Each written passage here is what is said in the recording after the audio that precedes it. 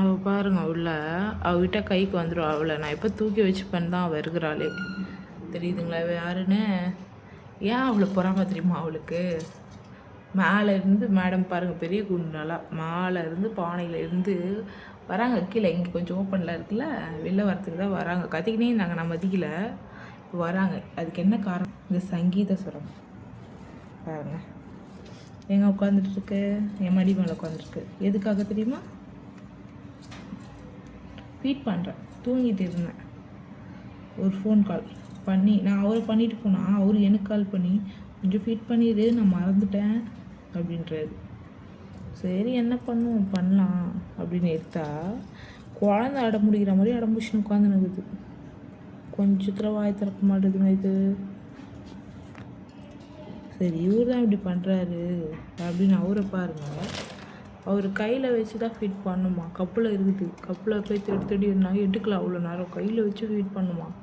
நான் சொன்னேன், நான் கையிலலாம் உன்னை வச்சு பண்ணுறதா இல்லை, இவனுக்கு ஊட்டணும், நீயே சாப்பிடு அப்படின்னு. அதுக்கப்புறம் தன்னால் இறங்கி உட்காந்துது. பார்த்தீங்களா, இப்போ தான் இறங்கி உட்காந்துது. உங்ககிட்ட பேச ஆரம்பிச்சுட்டா போராடுறதா இருக்குது. விக்ரம் சார் கிளி நல்லா எவ்வளோ அழகாக பேசுது.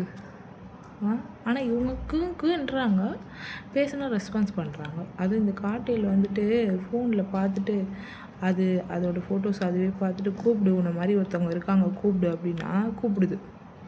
ஆனால் அவர் வச்சுருக்க கிளி நல்லா நம்ம பேசுகிற வார்த்தைலாம் பேசுது இல்லைங்க. அதெல்லாம் எத்தனை லேக்ஸ் வருமோ தெரியல. இருக்கட்டும், நம்ம இது இருக்குல்ல நமக்கு. ஆனால் அவர் வச்சுருக்கிறத பார்க்கவும் ஆசையாக தான் இருக்குது. ஆனால் அவருக்கு அது கரெக்டாக இருக்குது. அதுக்கான மெயின்டெனன்ஸ் எல்லாம் ஆகும்ல.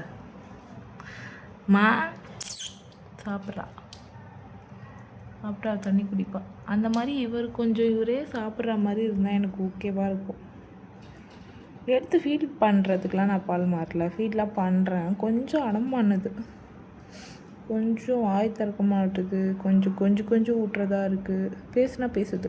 அம்மா குரல் கொடு, அம்மா குரல் கொடுமா, குரல் கொடுன்னு அவ்வளோ நேரம் சொன்னேன். அது வேறு ஒன்று மாதிரி ஒருத்தர் இருக்க பாரு, குரல் கொடு. கத்தி போர் அடிச்சிச்சு போல் உட்காந்துட்டா. கொஞ்சம் சோகமாகவே இருக்கா.